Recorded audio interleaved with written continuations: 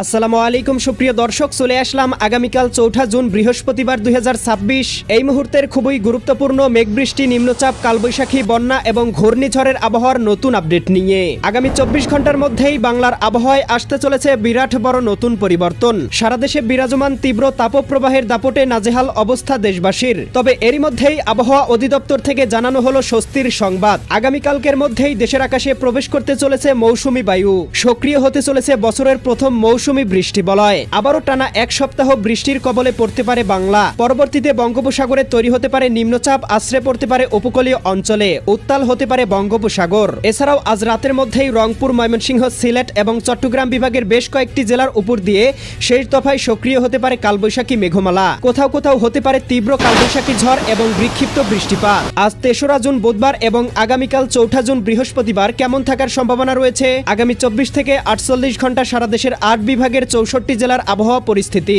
কোন কোন জেলাগুলোতে হতে পারে ভয়াবহ কালবৈশাখী ঝড়, কোন কোন জেলাগুলোতে হতে পারে বিক্ষিপ্ত বৃষ্টিপাত জানিয়ে দিব আজকের ভিডিওটির মাধ্যমে। তাই প্রিয় দর্শক, আপনি দেশের কোন জেলা থেকে আবহাওয়ার খবরটি দেখছেন এবং আপনার জেলায় এই মুহূর্তে আবহাওয়ার কেমন অবস্থা রয়েছে কমেন্ট করে আমাদেরকে জানিয়ে দিন। প্রতিদিনের নিত্য নতুন আবহাওয়ার আপডেট খবর এবং পূর্বাভাস পেতে এই ভিডিওটিতে লাইক দিয়ে চ্যানেলটি সাবস্ক্রাইব করে বেল আইকন অন করে রাখুন। প্রিয় দর্শক, আমরা এই পর্যায়ে সরাসরি চলে আসলাম আবহাওয়ার পূর্বাভাস ইউরোপিয়ান মেঘমালা স্যাটেলাইট রাডারে।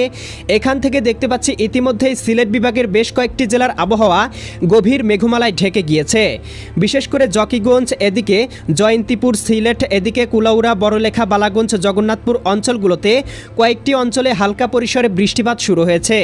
এছাড়াও প্রিয় দর্শক দেখতে পাচ্ছি এদিকে বেলোনিয়া, চঙ্গলনিয়া, এদিকে রায়পুর, চৌমুহানি, হাতিয়া, নোয়াখালী অঞ্চলগুলোতেও কোথাও কোথাও আকাশে ভারী মেঘমালা প্রবেশ করেছে। এছাড়া এদিকে রংপুর, রাজশাহী, ময়মনসিংহ, ঢাকা, খুলনা, বরিশাল বিভাগের আবহাওয়া একেবারে পরিষ্কার এবং রৌদ্রোজ্জ্বল রয়েছে এবং তীব্র তাপপ্রবাহ বয়ে যাচ্ছে।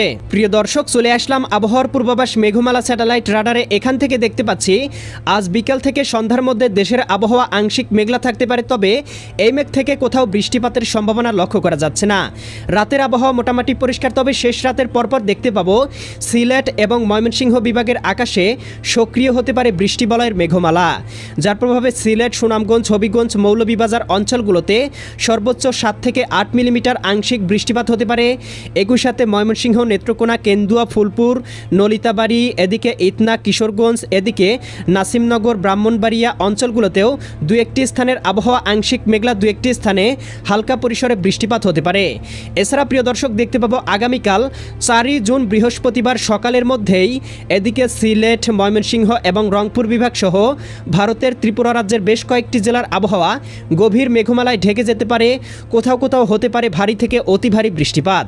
বিশেষ করে আমরা দেখতে পাবো রংপুর, এদিকে লালমনিরহাট, চিলমারি, চররাজীবপুর, পীরগঞ্জ, এদিকে দেখতে পাচ্ছি শিবচর, বগুড়া, এদিকে সরিষাবাড়ি, জামালপুর, নলিতাবাড়ি, ফুলপুর, ময়মনসিংহ, ত্রিশাল, এদিকে কিশোরগঞ্জ, কটিয়াদি, কাপাসিয়া, ইতনা, বানিয়াচং, হবিগঞ্জ, মৌলভীবাজার, কামালগঞ্জ, কোলাউড়া, বড়লেখা, বালাগঞ্জ, জগন্নাথপুর, এদিকে জকিগঞ্জ, জয়ন্তীপুর, চটকবাজার, বিশ্বম্ভরপুর, ফেনারবাগ অঞ্চলগুলোর আবহাওয়া গভীর মেঘমালায় ঢেকে যেতে পারে।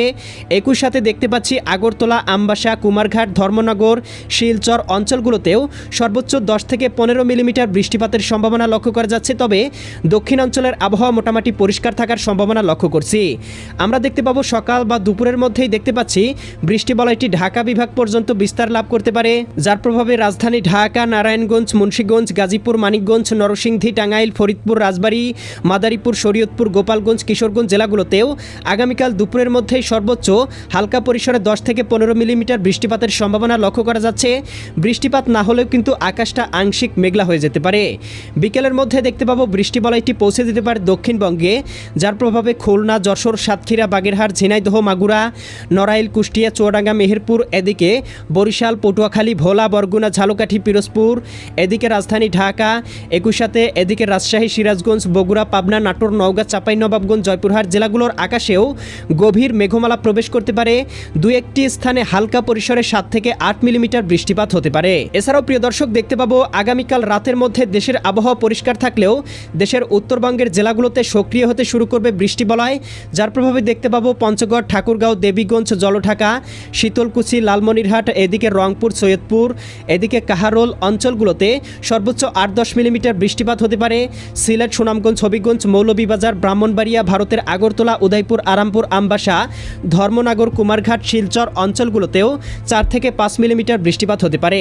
5 তারিখ সকালের মধ্যেই দেখতে পাবো বৃষ্টিবলয় জাঁকিয়ে বসতে পারে, যার প্রভাবে ময়মনসিংহ, জামালপুর, শেরপুর, নেত্রকোনা, ঢাকা, এদিকে ধামরাই, নগরপুর, বাসতৈল, টাঙ্গাইল, কালিহাতি, ভালুকা, ত্রিশাল, কাপাসিয়া, কটিয়াদি, কিশোরগঞ্জ, এদিকে দেখতে পাচ্ছি ব্রাহ্মণবাড়িয়া, হোমনা, মুন্সিগঞ্জ, এদিকে ব্রাহ্মণপাড়া, কুমিল্লা, লাকসাম, হাজীগঞ্জ, রায়পুর, এদিকে সৈয়দপুর, এদিকে বালিয়াকান্দি, পাংশা, এদিকে দেখতে পাচ্ছি বগুড়া, সিরাজগঞ্জ, এদিকে নন্দীগ্রাম, এদিকে বেড়া, পাবনা, পুঠিয়া, লালপুর, মোহনপুর, আদমদিঘি, আক্কেলপুর অঞ্চলগুলোর আবহাওয়াও আংশিক থেকে ভারী মেঘমালায় ঢেকে যেতে পারে।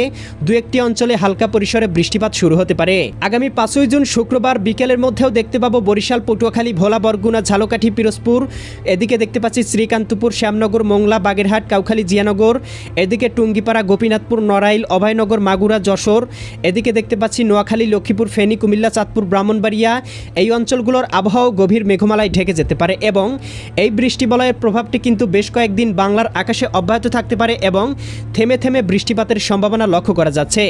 10 তারিখের মধ্যে দেশের আবহাওয়া আংশিক পরিষ্কার হলেও আমরা দেখতে পাবো বঙ্গোপসাগর থেকে আরও একটি বৃষ্টিবলয় উপকূলীয় অঞ্চলের দিকে অগ্রসর হতে পারে, যার প্রভাবে দেখতে পাবো 11-12 তারিখের মধ্যেই এদিকে চট্টগ্রাম বিভাগ হয়ে একটি শক্তিশালী বৃষ্টিবলয় আবারও দেশের আকাশে প্রবেশ করতে পারে, যার প্রভাবে দেখতে পাবো চট্টগ্রাম বিভাগের জেলাগুলোতে হতে পারে অতি ভারী বর্ষণ, কোথাও কোথাও সর্বোচ্চ 40 থেকে 50 মিলিমিটার ভয়ানক বৃষ্টিপাত হতে পারে, এতে জলাবদ্ধতা সৃষ্টি করতে পারে। এছাড়াও কিন্তু প্রিয় দর্শক, আমরা দেখতে পাচ্ছি আগামী কয়েকদিন আবহাওয়ার পূর্বাভাস রাডারে বঙ্গোপসাগরে কয়েকটি নিম্নচাপ বা ঘূর্ণিঝড় ধরা পড়লেও মৌসুমি বায়ু সক্রিয় না থাকার কারণে কোনো নিম্নচাপ বা ঘূর্ণিঝড় তৈরি হয়নি।